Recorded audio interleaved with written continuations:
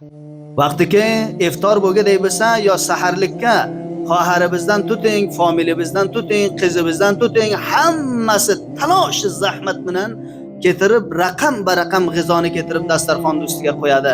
Qaysi birimiz shuncha vaqtga xotinimizni ta'rif qilib bizga falonini onasi voqean ham hayoti zindaligim sensan. Agar sen bo'lmasang bu kullu dunyo va bu o'y menga qarong'i bo'ladi. Qaysing ta'rif qilibsizlar? Qaysing aytibsizlarki bah bah bah bu nonni chinon bir lazzat shirin bo'lgandiki qo'llarim barmoqlarimni yeginim kelyapti. Qaysing aytibsizlar? Qaysing doyini qilibsizlar familganalaringni haqqiga? Va qaysing yaxshigina taom pishirib kelgan pillasiga o'zingiz och bo'lib to'xtagan pillangizga osta tilatsangiz falonini onasi kelgan ikkovlashib yemasay bu qancha halovat shirinligi bo'lsa ham menga bemazza bo'ladi deb qaysimiz aytamiz? Hanuz va hanuz bir andakkina ko'tolik tofilgidek bo'lsa tabaqni noni bilan boshiga uramiz va choynakni choyi bilan ham boshiga o'ziga uramiz. Necha yil ilgariki Jum'ai sobiqalarga men bayon qildim. Necha vaqt ilgari edi bir tas klinikka doktorlarimizdan qissa qildi.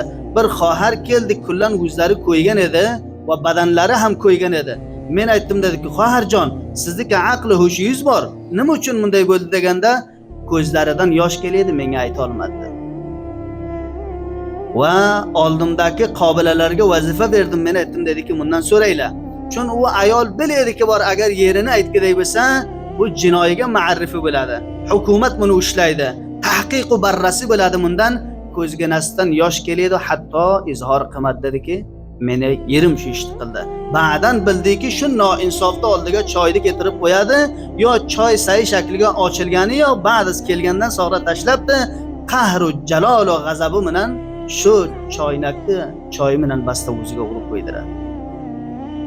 Ko'pdan ko'p ma'zirat tilayman, birta har qaysilaringdan agar kalomi beifat gapirsam, sodiqona aytsam, qohar hamshiralar shu fikrgadiki, go'yo bir hayvonni oldiga non keltirib qo'yamiz.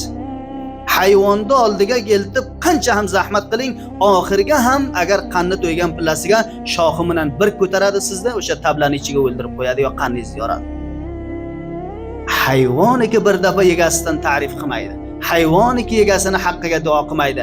Hayvoniki egasiga nima qilmaydi? Tashakkurlik qilmaydi.